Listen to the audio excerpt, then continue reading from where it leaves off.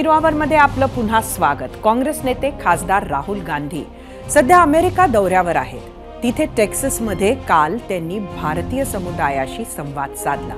एका कार्यक्रमात त्यांनी भाजप आणि राष्ट्रीय स्वयंसेवक संघावर टीका केली।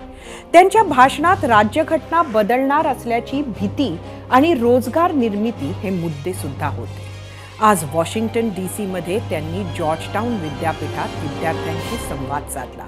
देशात नरेंद्र मोदींची भीती होती, मात्र लोकसभा निकालानंतर ती भीती नष्ट झाली अशी मांडणी त्यांनी केली। लोकसभा निवडणूक निपक्ष झाली नाही असा आरोप करत त्यांनी निवडणूक आयोगालाही लक्ष्य केलं। पंतप्रधान नरेंद्र मोदींना देशभर फिरून प्रचार करता यावा अशा पद्धतीने मतदानाच्या तारखा ठरवल्या होत्या असा आरोपही राहुल गांधींनी केला।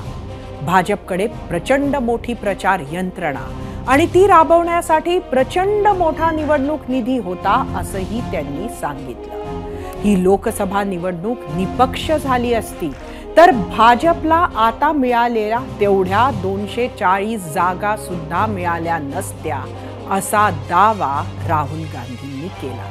काय म्हणाले राहुल गांधी ते पाहूया। I don't think the BJP in a fair election they were nowhere near 240 seats. No way. I mean, I'd be surprised if they had a financial, huge financial advantage. They had locked our bank accounts for one, but huge war chest. The election commission was doing what they wanted. I mean, the entire campaign was structured so Mr. Modi could, do his thing across the country. States where they were weak were designed differently than states where they were strong. So I don't view it as a free election at all. I view it as a rather controlled election. Rahul गांधींच्या याच विधानावर विचारला होता zero आवर मधील आजचा दुसरा प्रश्न। तो पाहूयात आपल्या पोल सेंटरवर। आजचा आपला दुसरा प्रश्न, लोकसभा निवडणूक पारदर्शक आणि निष्पक्ष झाली असती तर भाजपला 240 जागा सुद्धा मिळाल्या नसत्या। राहुल गांधींनी अमेरिकेतून केलेला दावा पटतो का? तुम्हाला सांगायचं होतं होय किंवा नाही। लोकसभा निवडणूक निकालांचा नरेंद्र मोदी आणि भाजपनं धसका घेतला असंही अमेरिकेत बोलताना राहुल गांधींनी सांगितलं। संसदेत पंतप्रधान समोर येतात तेव्हा ते मानसिक दृष्ट्या त्याच विचारात अडकलेले दिसतात असं राहुल गांधींनी सांगितलं। नरेंद्र मोदींबद्दल आपल्या भावना काय आहेत हे सांगताना आपण नरेंद्र मोदींचा द्वेष करत नाही, उलट त्यांच्याबद्दल सहानुभूतीच वाटते असंही राहुल गांधी म्हणाले। तर त्यावर कृषी मंत्री शिवराज सिंह चौहान आणि माजी केंद्रीय मंत्री रविशंकर प्रसाद यांनी जोरदार पलटवार करत उत्तर दिले।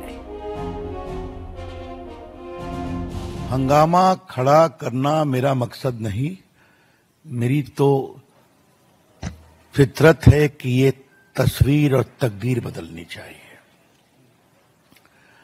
राहुल गांधी जी ने इसको थोड़ा दूसरे प्रकार से समझ लिया है।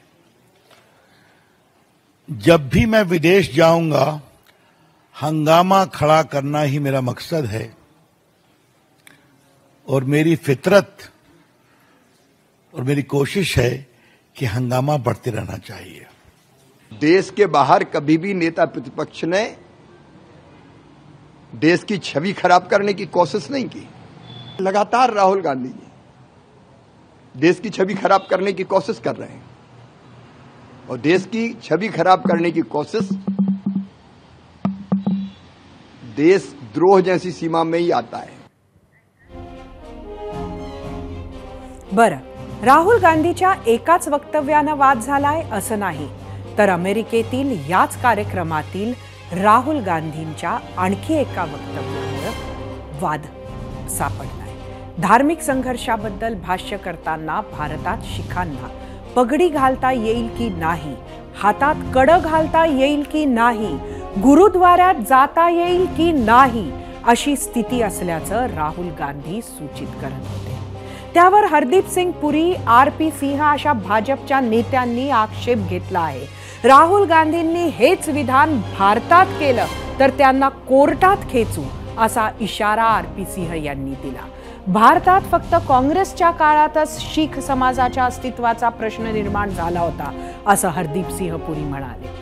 काँग्रेसच्या काळात राजीव गांधी पंतप्रधान असताना 3000 शीखांची कत्तल केली हे राहुल गांधी का सांगत नाहीत असा प्रश्न भाजप नेत्यांनी विचारला आहे.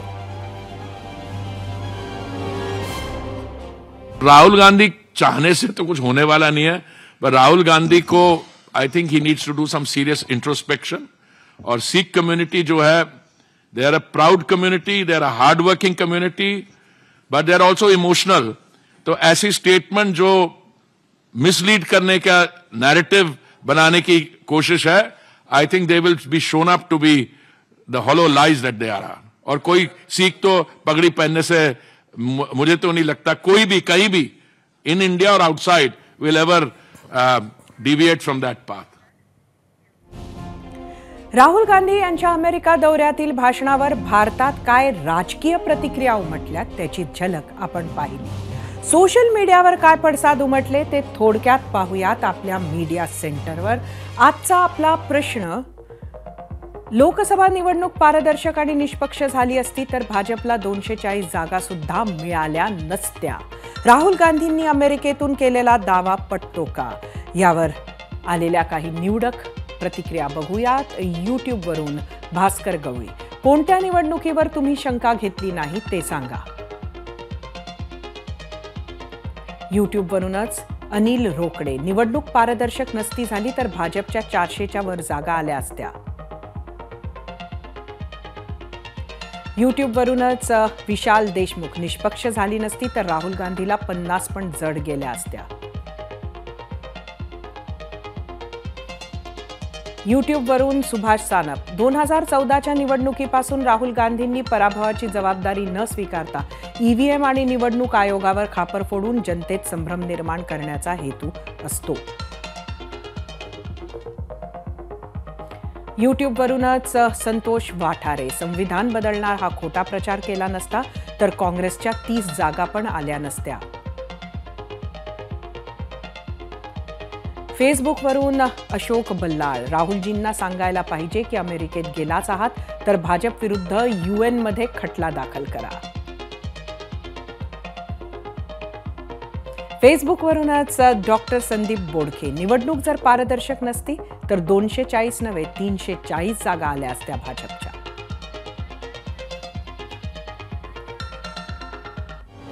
केंद्रीय मंत्री गिरिराज सिंह यांनी तर राहुल गांधींवर देशद्रोहाचा खटला चालवला पाहिजे अशी प्रतिक्रिया दिली आहे. गेल्या काही वर्षात राहुल गांधींना वादग्रस्त विधानांमुळे कोर्टात खेचण्यात आलंय. गांधी हत्येत संघाच्या लोकांचा सहभाग आहे असा आरोप त्यांनी केला होता. त्या खटल्यातही त्यांचे वकील कपिल सिब्बल यांना बराच शब्दछल करावा लागला होता. संघ या संस्थेवर आरोप केला नव्हता अशी सफाई त्यांना द्यावी लागली होती. तर राफेल प्रकरणात केलेल्या वक्तव्यांमुळे त्यांना न्यायालयाची बिनशर्त माफी सुद्धा मागावी लागली होती. याच प्रश्नावर महाराष्ट्रानं काय कौल दिला आहे ते पाहूयात. पोल सेंटरवर जाऊयात. लोकसभा निवडणूक पारदर्शक आणि निष्पक्ष झाली असती तर भाजपला 240 जागा सुद्धा मिळाल्या नसत्या. राहुल गांधींनी अमेरिकेतून केलेला दावा पटतो का? यूट्यूबवर या प्रश्नाला 32,000 मतं पडली आहेत. 78% होय म्हटलंय, 22% नाही.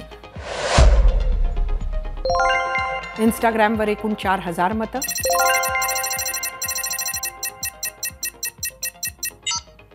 एकूण 70% होय म्हटलं, 31% नाही. फेसबुकवर 1,500 मतं.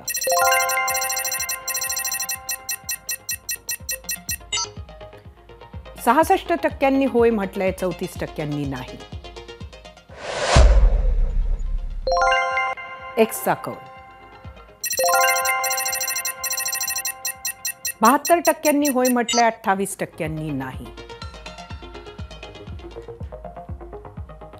राहुल गांधी जेव्हा जेव्हा विदेशात जातात तेव्हा तेव्हा त्यांच्या भाषणातील काही मुद्दे भाजपच्या टीकेच्या केंद्रस्थानी येतात. राहुल गांधी परदेशातील आपल्या भाषणात न चुकता राष्ट्रीय स्वयंसेवक संघावर टीका करतातच. देशातील विविध समस्यांना भाजपचं केंद्र सरकार कसं जबाबदार आहे हे पटवून देण्याचा ते प्रयत्न करतात. त्यामुळे राहुल गांधींची परदेशवारी आणि वाद हे समीकरणच बनले आहे. राहुल गांधी यांची भारतात पप्पू अशी इमेज करण्यात त्यांच्या विरोधकांना आणि भाजपला यश आलं होतं.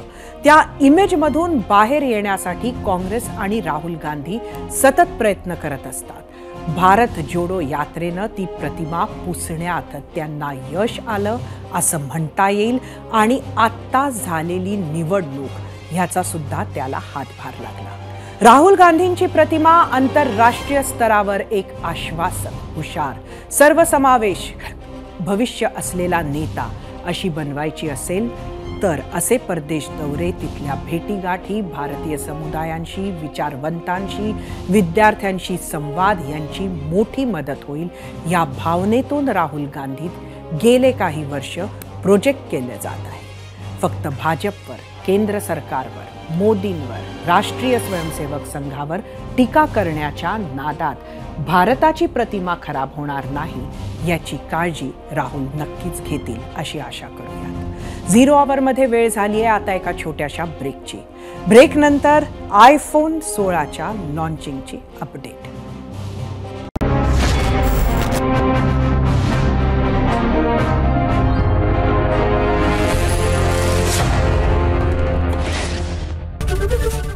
एबीपी माझा, उघडा डोळे बघा नीट.